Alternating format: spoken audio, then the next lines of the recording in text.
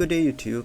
Today let's talk about the story revolving around the characters and the Yao Guais in chapter 1 of Black Myth Wukong. Now in the classic novel of Journey to the West, CUT from the 16th century, as well as the 1986 TV series adaptation, the Black Bear, who is the final antagonist of chapter 1, was a friend of the Jingchi elder. The elder, who is also an abbot of the temple, you think of him like the pastor of a church, the shepherd of a flock, that's his status, right? He was blessed with longevity and he lived for 270 years.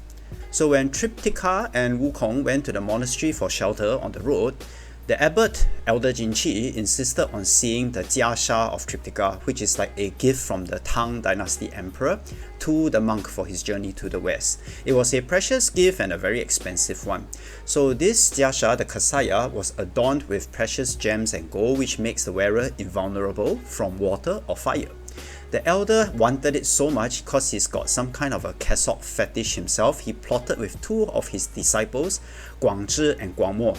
Those are the two bosses whom you met in chapter 1.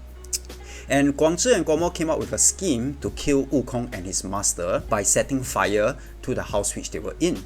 Now Wukong borrowed a fireproof mantle from one of the gods in the heavenly celestial troops or some shit, right? To basically shield himself and his master from the fire. And he further propagates the fire by using his staff to fan it, and then the fire spread and the entire Guanyin monastery was burned down, which explains why in the context of chapter 1, when you go into the monastery, you see charred remains everywhere. Now, the Black Bear came to rescue his friend, Elder Jinchi. But after seeing the Jiasha, he also wanted to take it for himself, so he used magic, steal the cassock and flew away.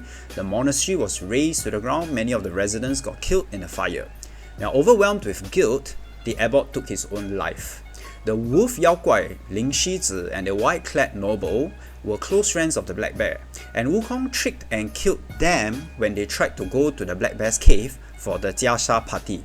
So using his disguise as the white-clad noble, Wukong tried to take the Jiasha back but failed. They fought on par. Wukong had no way of winning, so he went to Guanyin for help. Now Guanyin came, subdued the bear and made him wear the tiara, which was the same thing that Wukong had, and hence she gained control over the bear spirit and took him in as a Buddhist disciple.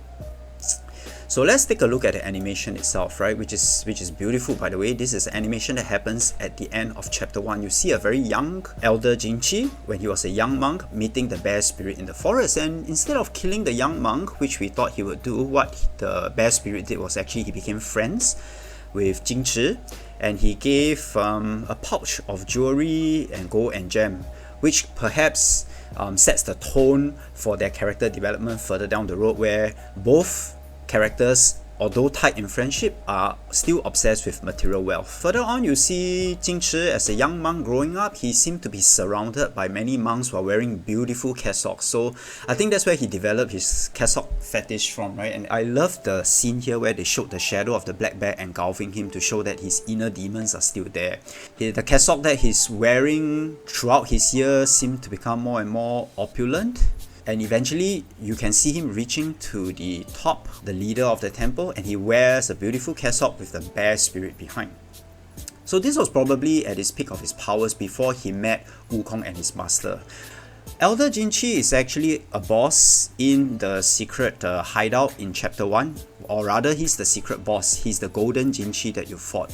So I like how basically Game Science took a classical story and did a imaginative character development for some of these characters within the original story itself. So it's acting like a sequel, and we get to see what happened to Jingchi after he took his own life. He became a Yao Guai, same for his two disciples, and you actually get to beat them. This should also be interwoven into the main story of the game itself, which I'm still not aware of because I just finished chapter 1.